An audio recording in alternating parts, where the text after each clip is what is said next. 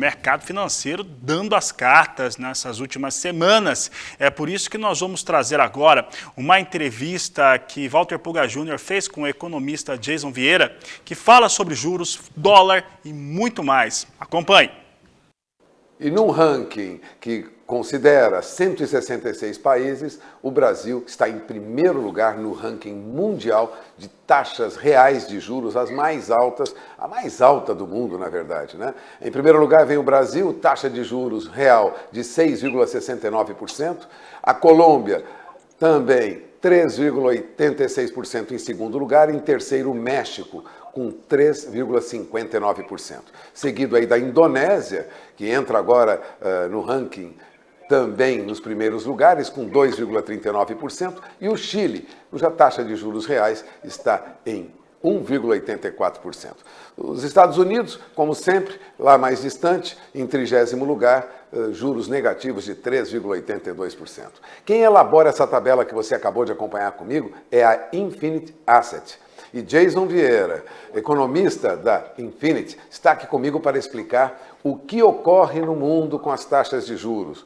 Os juros tendem a subir principalmente para os países da América Latina, porque boa parte dos primeiros lugares são países da América Latina, não, Jason? É natural que os países da América Latina estejam em primeiro lugar, porque trabalham sempre com taxas de juros maiores, porque são países emergentes. Isso é natural, nós já vimos no passado e continua sendo agora. O problema é que há um movimento global de elevação de juros, dado o contexto inflacionário que tem se propagado mundialmente por conta de problemas na Europa, problemas na Ásia, ou seja, China com lockdowns, guerra, invasão da Ucrânia pela Rússia, tudo isso acaba gerando impacto em certas commodities e acaba transferindo uma questão de preços para boa parte dos países do mundo. Obviamente você tem alguns países mais isolados em relação a essa questão inflacionária, daí políticas monetárias mais modestas, como por exemplo o Japão, mas o restante do mundo sim acaba sofrendo, em especial os países emergentes, dado o peso de commodities nas economias, fazendo com que esta pressão demande movimentos de correção, e o Brasil se adiantou bastante nisso, inclusive acelerou bastante esse processo, e trazendo de novo a liderança dos juros reais, dado que também a Rússia, recentemente, depois de ter jogado seus juros a 20%, reduziu para casa ali mais próximo dos 10%, se equalizando próximo da sua inflação, fazendo com que os juros reais ficassem mais baixos e perdessem a liderança. Diante desse quadro de Selic em alta, com a perspectiva já de passar de 13%, nós teremos taxas de juros mais altas lá adiante, já que o Banco Central sinalizou mais um aumento na taxa de juros em junho? Sim, muito provavelmente iremos para a projeção média agora 13,25% ao ano, o que não significa que o Banco Central vai parar nessa taxa. Ele ainda tinha a intenção, dado o cenário que ele apresentou recentemente, em parar em 12,75%, não foi possível, e dado o contexto e tudo o que acontece agora, ou seja, você tem uma imponderabilidade muito grande de eventos, como por exemplo que eu citei agora, o lockdown na China e o problema da invasão à Ucrânia, que se esses eventos não se resolverem, e não tem como serem previstos a sua resolução, o restante também não se resolve e a inflação continua bastante pressionada.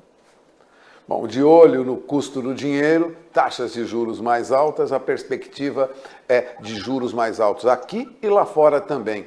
Há estimativas de que nos Estados Unidos os juros poderiam passar aí da faixa de 3%. Você acredita nisso, Jason? Não. Ontem mesmo o próprio Fed deixou claro que a intenção deles é adianto muito mais pontual de elevação de juros, de que não vai ultrapassar, por exemplo, 75 basis points por elevação, e dado que a gente observa principalmente pelas curvas de juros, a faixa deve ser no máximo de 3%, principalmente pelo como se comporta esse Banco Central americano.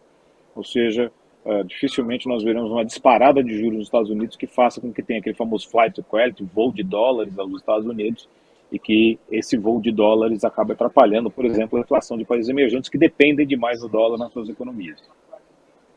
Vamos falar um pouquinho de dólar. Você acompanha o dia a dia do mercado de dólar e a pergunta que se faz é: o dólar vai retomar de novo aquele patamar mais alto, acima de R$5?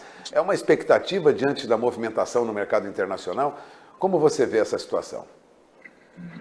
Hoje nós temos sim um movimento mais acentuado de dólar, dado o reajuste em relação às posições do Fed ontem, que é natural depois do ANC, Mas a tendência em relação aos juros é de que, de certa maneira, mantenha-se o fluxo de capital ao Brasil e que esse dólar volte a se desvalorizar, ou seja, volte a haver uma valorização do real frente ao dólar.